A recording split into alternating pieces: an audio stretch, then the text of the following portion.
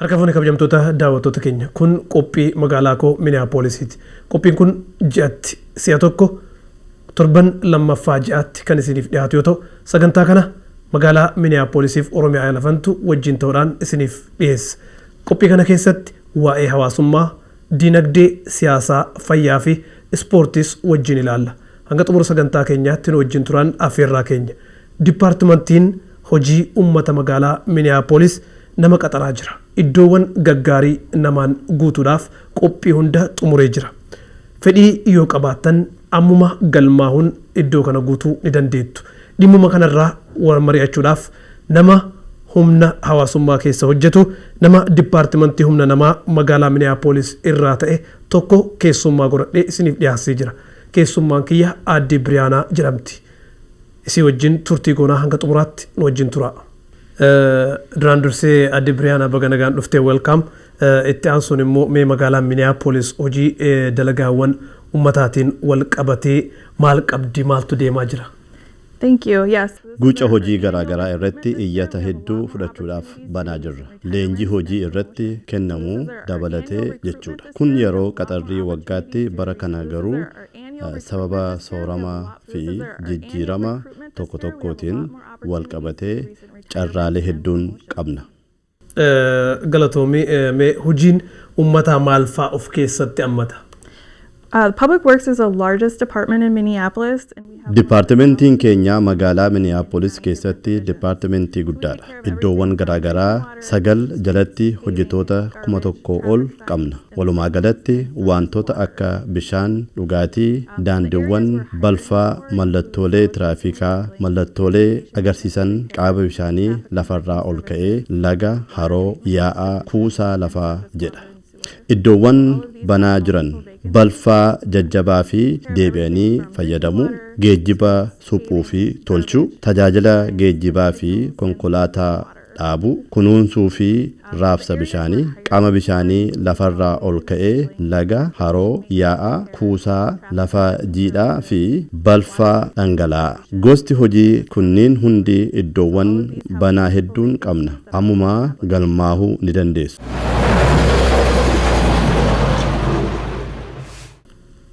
Galatoomii ammas mee hojiin ummataa kanniiniif muuxannoo akkamtu barbaachisa? So we're looking for people at all levels, from entry level to experienced.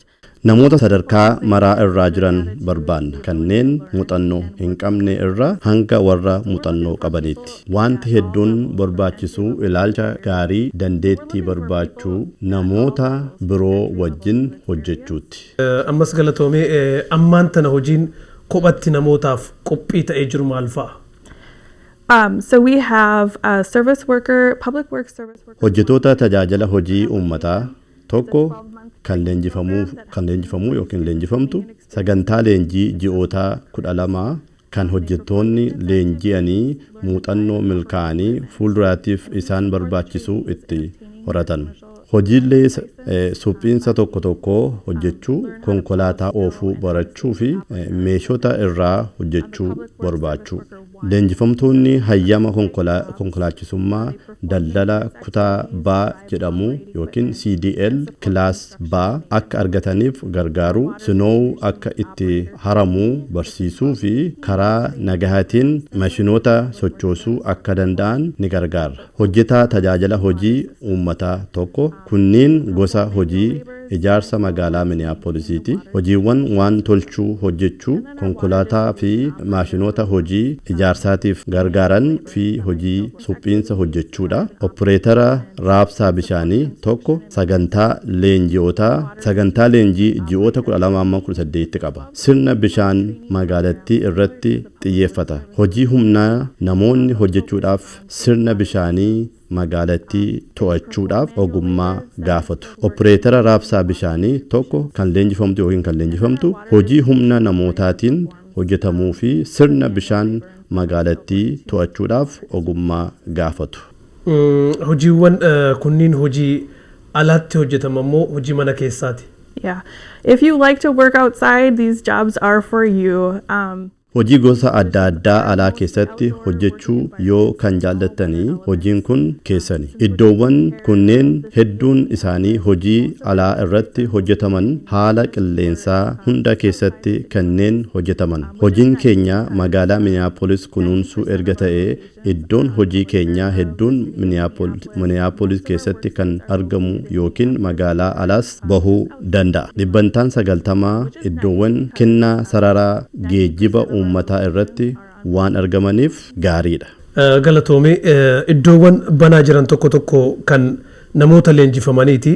Sagantaan leenjisuu akkamitti hojjeta? Yeah, so the trainee programs are 12 to 18 months long. Sagantaan leenjii ji'oota 12-18 dheerata. Iddoon kun namoota hojii uummata irratti hojjechuudhaaf mindeessaniif qophaa'e. Leenjii qabeenyaa fi waan barbaachisu hunda leenjifamtootaaf ni kennina. Leenjifamtoota akkuma leenjii xumuraniin hojii sana argatu deebi'anii wanta guutan hin jiru. Namni fedhii qabu yoo jiraateef hojii kanaaf yoom galmaa'uu danda'a? You should apply soon. We began accepting applications on December 6th, and the deadline is Sunday, January 22nd. Yeroo dhiyootti iyyachuu qaba. Galmeen muddee 6/2022 irraa hanga amajjii 16/2023 tti tura. Odeeffannoo guutuu qabaachuuf dursaatii guutuu jalqabaa. Gaaffiis yoo qabaattan jechuudha. Yoom akka galmaa'uu nuuf himte namni akkamiin galmaa'uu danda'a? Yep, you can apply online at minneapolismn.gov/jobs. Karaa weebsaayitii minneapolis.gov/jobs irratti galmaa'uu ni dandeettan. Galmee dursaatii jalqabaa. Muuxannoo guutuu hojii keessanii nuuf qoodaa. Waa'ee carraawwan hojii kenneenii hiriyoota, maatii fi hawaasa keessaniif qoodaa. Galmee booda sadarkaaleen itti aanan maal fa'a? Great question. So our applications close on January 22nd. Gaaffii bareedaadha. Galmeen amajii 16tti xumurama. Achii booda gareen humna namaa keenyaa irra deebi'ee ilaalaa jechuudha. Gara xumura ji'a amajii qormaata ga'umsa qaamaa fudhatama. Viidiyoon qormaata kanaa onlaayinii irra jira. Namni qormaata kanaa guutuutti milkaa'inaan xumuree garee qaxarrii keessatti dabalama jechuudha. Ji'a gara guraandhala keessa gaaffii fi deebii taasifna. Xumura gara ji'a sadaasaatti immoo namoota gara hojiitti galchina. Waa'ee gita hojiiwwanii fi adeemsa gadi fageenyaan akkamitti baruu danda'a? There's more information on the Public Works page on the city website, minneapolismn.gov. Fuula weebsaayitii hojii uummata magaalaa Minneapolis irraa odeeffannoon ni jira. minneapolismn.gov bira akkatti gahamu yoo baruu feetan 311 irratti bilbiluun afaan barbaadaniin tajaajila ni argattu. Waraqaadhaan nama galmaa'u wani fudhattanii waa'ee galmee kana wanti biroo kan daawwattoonni keenya beekuu qaban maal fa'a? Our application is open until January 22nd at 11:59 p.m. Galmeen hanga amajii 16tti banaa jira.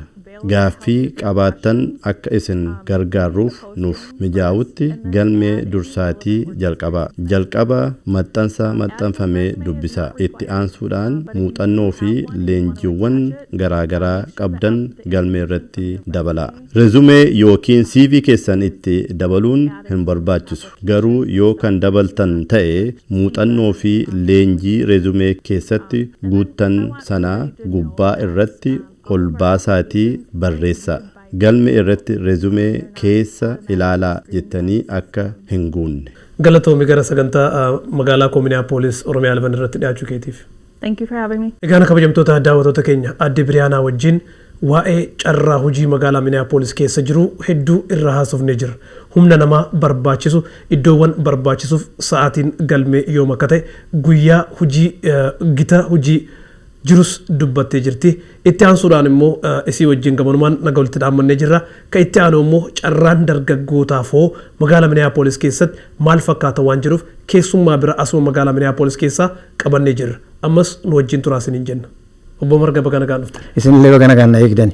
Kabajamtoota daawwattoota keenya dhimmirraa mari'ataa jirru dhimma hojiiti. bara kana dargaggeeyyiin Minneapolis waggaa 14 hanga 21 hojii shaakalaa yeroo boqonnaatti kaffaltiidhaan hojjetamu barbaadataa jiran. Dargaggeeyyiin kunniin sagantaa dargaggoota Minneapolis fuulduratti tarkaanfachiisuu jedhu waggaa 20ffaa erga hundeeffame kan lakkoofsisee jiru keessatti sagantaa tokko bara kana sagantaa kanarratti makamuudhaaf deeman. Sagantaan kun erga jalqabee waggaa 20ffaa isaa lakkoofsisee jira. Dargaggeeyyiin carraa akkam qaban waan jedhuuf obbo Margaan na biratti argamu. Isaan wajjin turtii goona ammas nu wajjin tura. Obbo Margaamee sagantaan amma isin qabattanii deemtan sagantaa Step Up jedhu sagantaan dargaggoota fuulduratti tarkaanfachiisuu kun sagantaa maaliiti? Sagantaan Step Up program jedhamu kun bulchiisa magaalaa Minneapolisiin geggeeffamu daa'imman yookaan ijoollee umuriin isaanii waggaa 14 amma 21 ta'anii hojii carraa hojii garaagaraa kan isaan yeroo boqonnaa isaanii summer program jedhama. Yeroo sanatti bifa isaan ittiin ba'anii hojii hojjetanii muuxannoo argatanii maallaqa illee ittiin argatanidha jechaadha sagantaan kun. Sagantaa tarkaanfachuun dura waa'ee keessan nutti himni obbo Margaan eenyu gaheen hojii keessanii maal akka ta'e sun dubbata. Ayyaan maqaan kiyya Margaa Hirphaa Hundeen jedhama. Yeroo ammaa kana bulchiisa magaalaa Minneapolis keessatti dalagaa waggaa dheeraadhaa fi gaheen hojii kootii gartuu hawaasaa garaagaraa wajjiniin hojjedhaa isaaniin maallaqa gargaarreetu akka isaan hawaasa gargaaran goona. Ulfaadhaame namoonni gaafii kiyya lammaffaatti deemutti jira yoo gaafii jalqabaa irratti waan dabaltan hin qabaanne namoonni maaf sagantaa kanatti makabuu qaban jettanii yaaddu? Keessumaati ijoolleen dargaggoo waan irraa hubatamuu qabu. Dargaggoon yeroo manni barumsaa cufamu maal ta'u eessa dhaqu eessatti yeroo isaanii dabarsu ka jedhu qaama bu'uura kanaa ta'eetu inni jalqabaa hojjetanii maallaqa argachuu, lammaffaa muuxannoo gara fuulduraatti maal hojjechuu akka danda'an illee barnoota irraa argatu, rezuumee isaanii biildi godhatu. Fakkeenyaaf biyya kana keessatti namni sadarkaa olaanaa kutaa 12 fixuudhaa fi kirediitii erni godhan tokkotu jira. Kirediitii hojii isaan yeroo samaraa hojjetan kunillee kirediitii isaan argatanii ittiin giraajuweet gochuu danda'aniif illee isaan gargaaraa jechuudha. Wanni isaan argatan maal faame waan akka dalagaadhaan kirediitii kanaan ala wanni isaan argatan jira? Maallaqni egaa waan guddaa silaayyuu maallaqa jennaan egaa namni hundumtuu gurra anteenaa qaba.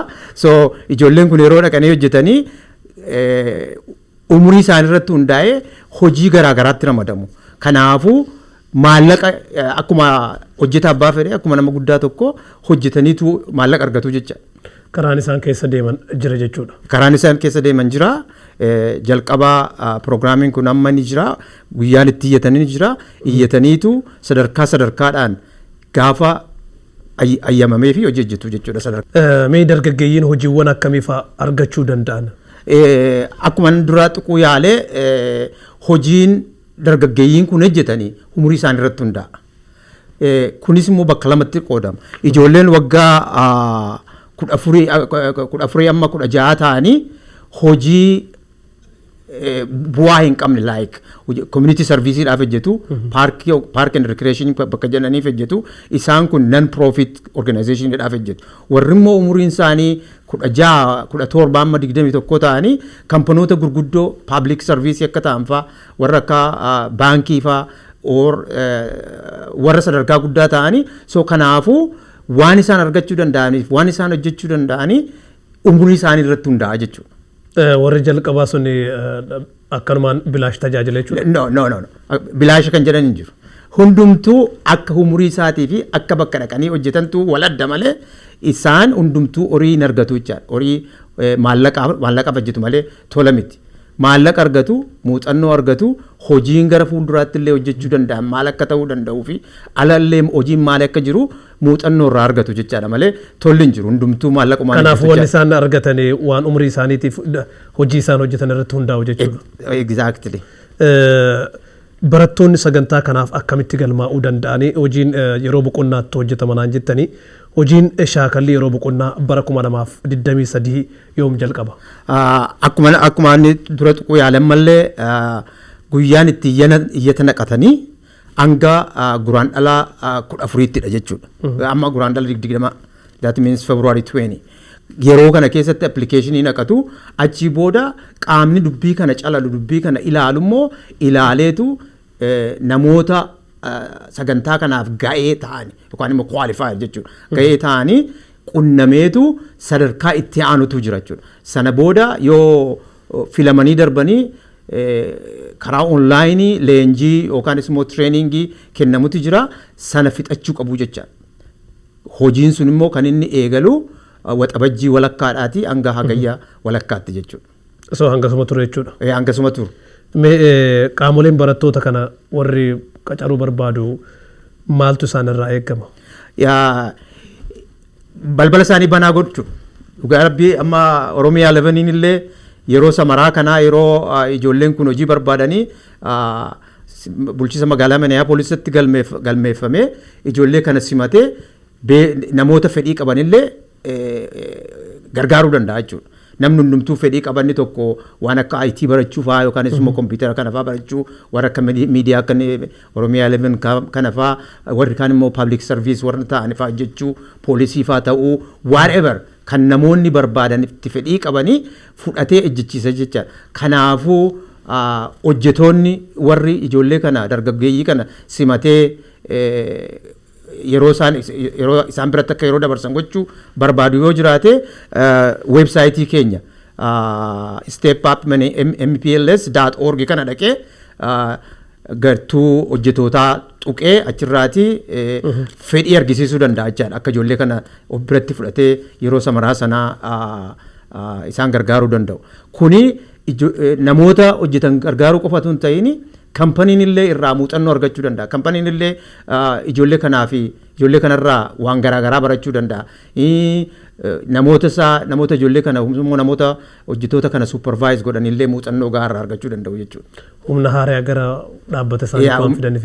Exactly. Humna haaraa, qaama haaraa, egeree boorii, next generations ofitti hawwatee yeroo dhibii immoo gaafa barumsa isaanii fixanii deebi'anii jara kanaaf illee hojjechuudhaaf carraan inni jira jechuudha. Barataan tokko erga sagantaa kanaaf galmaa'ee fudhatama argatee booda sadarkaan itti aanu maali? Adeemsi itti aanu? Leenjiitu kennamaafi. Leenjiitu kennamaa. Leenjiin kunis yeroo murtaa'e keessatti xumuramuu qaba. Innis onlaayiniidha malee waan qaamaan dhaqamee godhamuu miti. Kanaafuu yeroo sana yeroo itti yaadametti illee xumuramuu baate qaama step up kana bulchu yookaan immoo gaggeessu qunnamanii akkaataa itti yeroo fudhatanii tireeningii sana fixatan gaafachuun ni danda'ama. Xumura irratti wanni walumaa galatti hawaasni keenya carraa kanarraa fayyadamuu erga jalqabee gara miidiyaatiin dhihoo kana natti fakkaata. Wanni isin hulaa amma baname kanaan carraa hojii magaalaa Minneapolis keessa jiruuf dargaggootatis kanneen birootis nama carraa kanatti fayyadamuu barbaadaniif dhaamsi isin dhaamte yoo jiraateef. Dhuguma dubbachuudhaaf taanaan uummati keenya waan carraan ala kana jirutti dhimma ba'uu danda'u barbaachisaadha. Akkuma beekamu bulchiisni magaalaa Minneapolis birkiilee hawaasummaa qaban keessaati birkiin guddina hawaasaa fi guddina dinagdee jedhu employment and training hojiidhaaf guddina hojiidhaaf leenjii gaa uummataaf kennaa jira. Kanaaf uummanni keenya nama guddaas ta'e dargaggoota ammaa ulaan saaqameef kana step up programii kanatti qooda fudhachuudhaan waan silaati namni tokko irraa gargaaramee jireenya isaa fooyyessuu, barnoota isaa fooyyessuu, guddachuu, hojii bareedaa, hojii horii gahaa qabu argachuudhaaf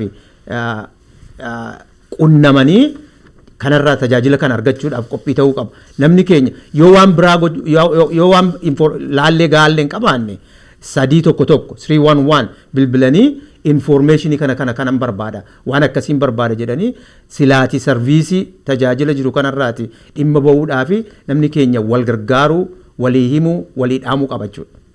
Hedduu ulfaadhaa galatooma. Galanni keessan hin badiin isinillee fayyaa ta'a. Egaan kabajamtoota daawwattoota Oromiyaa 11 sagantaan magaalaa koo Minneapolis hin xumuramne. Sagantaa dargaggoota Minneapolis fuulduratti tarkaanfachiisuu jedhuuf galmaahuu namoonni barbaadan www.stepupminneapolis.org irratti deemtanii galmaahuu ni dandeettu. dargaggeeyyiin magaalaa Minneapolis keessa jirtan akkasumas namoonni carraa kanatti fayyadamuu barbaadan gara websaayitii isaaniitti deemtanii carraan kun akka isin jala hin dabarreen dhaamsa keenya har'aati. Sagantaa magaalaa koo Minneapolis biraatiin hangoolitti deebinuuf nagaan nuuf jiraadhaa isiniin jenna.